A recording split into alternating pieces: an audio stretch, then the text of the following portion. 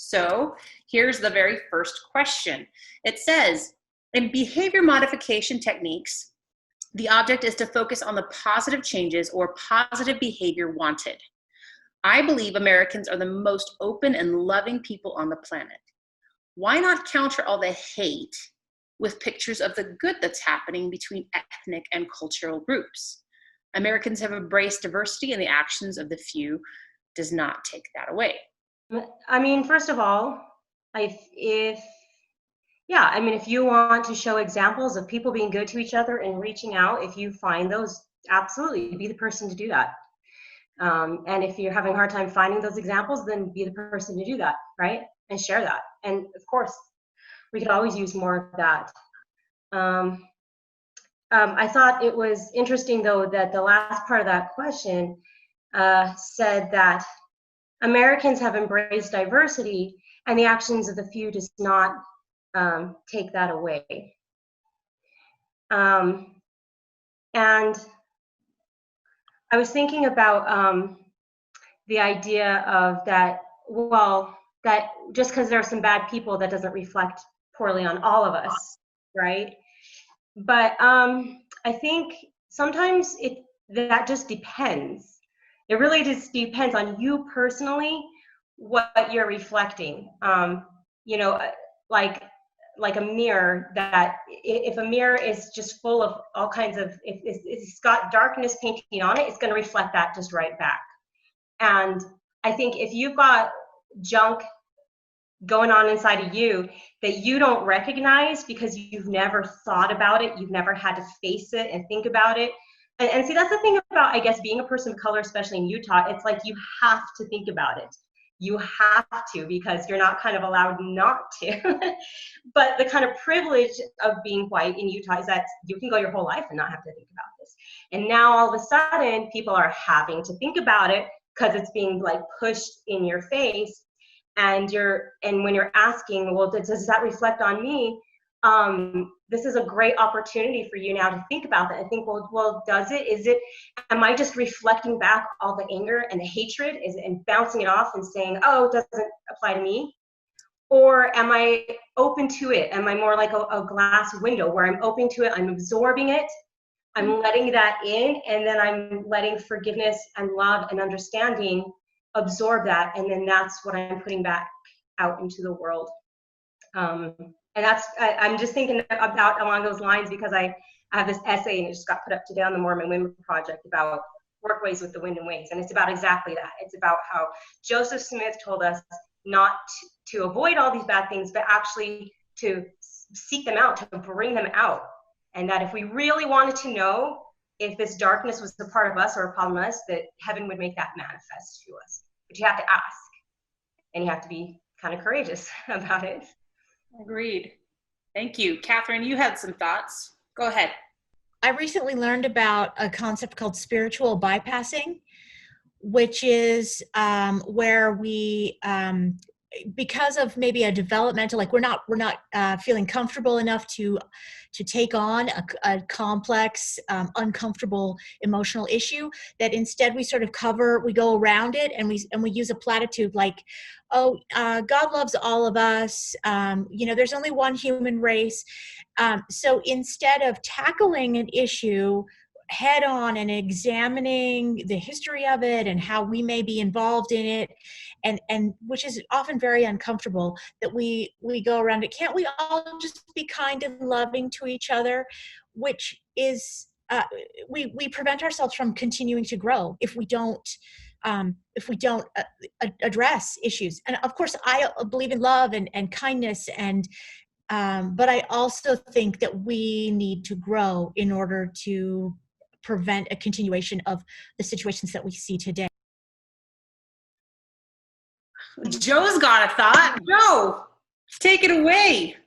It's raising your hands. All I know. I teach first grade. Okay.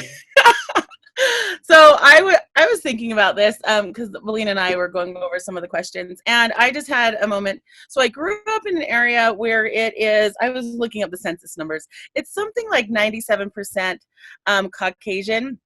and it's like 3% Native American, and I think I know all the Native Americans in the whole county. I think I'm related to them. And so I have a friend, and it's a county where where there's families that have stayed forever. Like you have big family units, and you can name it maybe 5 big families, and everyone's related to them.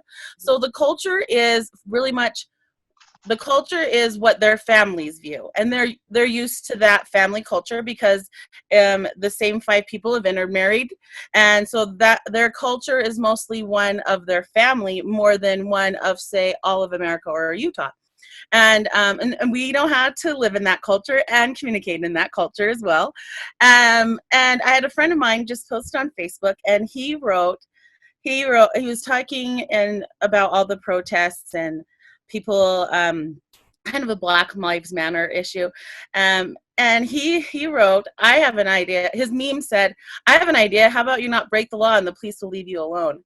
Mm-hmm. And I thought, because I love him, so I took time to think. If I didn't know him, I probably would have reacted a lot emotionally before anything else. But I already know and love him, and I know he's a great person. But I also know that he grew up in a town where that is his truth, complete truth, that you do not get involved with the cops unless there was a reason. And for him, that is true. That is true for everyone he knows. That is true for his cousins, his aunt, everything in his life. That is a basic truth for him.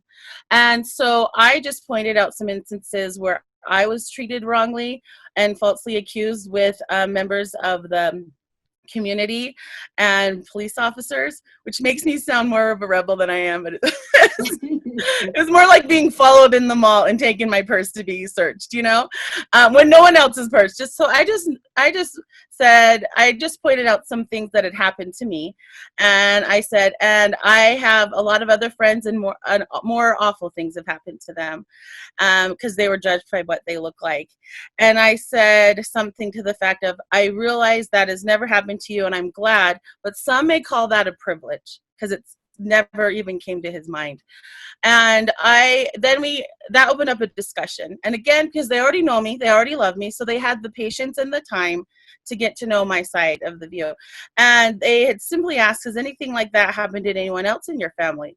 And each member of my family has a story like that, where we have not had the best interactions, or a negative interaction where our actions didn't provide that interaction, but our look provided some sort of a reaction that was negative. And they said it just gave them a lot to talk about, and it just reminded me that sometimes, so the person who wrote that question, possibly in their life they grew up in America that is loving and kind and everything, but there's people here that it isn't loving. It isn't kind. People are mean. My kids grew up in Utah County, and there was a moment where a half a year we lived in my small little town where I grew up, and they got my little third grader. She every recess would just get beat up. There was these 4 boys, and they would take turns punching her in her stomach and saying, brown girls are ugly, brown girls aren't smart, and they would just punch her and run. And she told everybody. I told everybody. And it was like a big deal. And I just thought, they just don't understand how great you are. And I remember, I'll bring this up since we're all familiar with the LDS Church. There was one time, and she was telling me how awful, and she was like, they're saying I'm dumb, they're saying I'm ugly. And I said, Alea, do you believe that? Because I wanted her to know that is not the case. And she said, she looked and she goes, no, I'm a child of God. I know I am. And I thought, okay, but they can't see it. These other children of God cannot see it either. And the more I'm in first grade, the more I think, okay, it is not. Children come out curious. Children can notice differences, but the reaction to those differences are a learned behavior. They don't come out with those kinds of behaviors. It's a learned behavior from their homes or from their media, because in this day and age, not all parents are the ones grooming their children. A lot of time the media is. And so those are learned behaviors that they're learning. And other people in that school might say it was the most loving, caring school possible, and they would like that sunshine to be everywhere. But if you ask my daughter Alea, that was the worst 6 months of her life, like half a year, not 6 months, of her life. She hated it. So she would have a totally different view about how that 4 months in that school were than someone else. And again, she would be right. And again, maybe that other children would be right as well. And that's when the option of educating and teaching needs to happen. And that's where change can be. And it can be hard. It can be hard to have your truths challenged, whatever your truths are. So even like even just to say she's having a really hard time, others are like, well, that's such a great school. And it was for them, and I'm glad.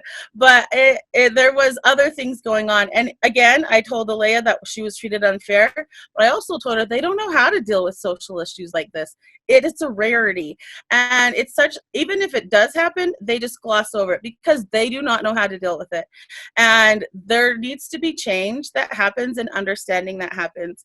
And I said, hopefully by us standing up to them and talking with them and trying to teach them, that can help in the future. But for now, you got the low end of the stick on this one. And we moved to a still less, a more diverse, but not really that diverse, because we're still here in Utah, in a small town, Utah, but things are a lot better. But I think very much so, highlight the good. If good things are happening and change is happening, spread that. Show how it happened. Tell people why it wasn't good in the first place, what understanding happened, and then teach why it was great, why it turned things around, and how that it was able to happen. Because again, people don't know what they don't know, and unless we take time to teach and to help people understand, they can't understand it. And then it goes back to how we react as well. I could have reacted with so much anger that I would have just put everybody off, and then no growth would have happened. When you react with anger, but I understand being fed up. I understand being fed up as well. But if you react with anger, it's really hard to be teachable and to teach someone. I see it all the time in first grade. If I get so upset that you're still throwing your trash everywhere or flicking so-and-so in the ear, they are not open to learning and understanding why that behavior is not okay. And it's the same as adults. Like, we're pretty much the same. We're just bigger. And we just need to keep that conversation going.